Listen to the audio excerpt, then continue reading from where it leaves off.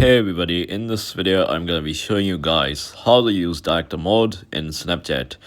So with that being said guys, let's get started with today's video. So first of all, you just have to open up Snapchat. Just install Snapchat and open it up. If you haven't already installed it, just install it. So once you have opened Snapchat, you just have to tap on video in the bottom right corner in the bottom navigation bar. So once you click on it, if you aren't already in director mode, there will be a plus icon in the right navigation menu. You just have to click on the plus icon then and select director mode, and you will be automatically in director mode. If you're already seeing these options, that means you're already in director mode. So yeah guys, you can toggle it off from settings. So yeah guys, this is how you use director mode on Snapchat. If you found this video to be helpful, then consider subscribing.